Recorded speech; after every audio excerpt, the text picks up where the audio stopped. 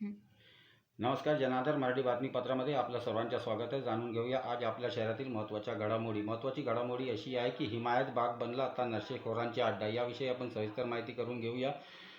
कृषी विभागाअंतर्गत येणारा ऐतिहासिक हिमायत बागेची सुरक्षा राखण्यास विभाग अपयशी ठरत आहे. त्यामुळे हा परिसर आता नशेखोरांचा अड्डा बनत चाललेला आहे. दिवसभर या ठिकाणी शहरातील वेगवेगळ्या भागातून येणारे तरुण दिवसभर नशा ओढत या ठिकाणी बसत असल्याने येथील सुरक्षा व्यवस्था धोक्यात आली आहे.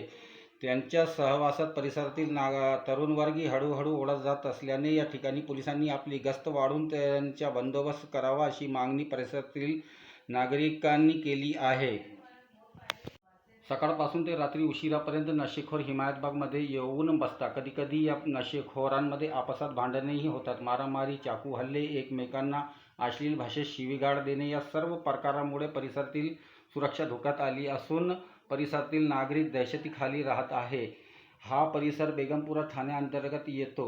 जोपर्यंत बेगमपुरा पोलीस ठाण्याला सिंघम किंवा दबंग पोलीस अधिकारी लाभत नाही तोपर्यंत या परिसरातील नागरिकांना या नशेखोरांच्या, दारुड्यांच्या तथा जुगाड्यांचा त्रास सहन करावा लागेल.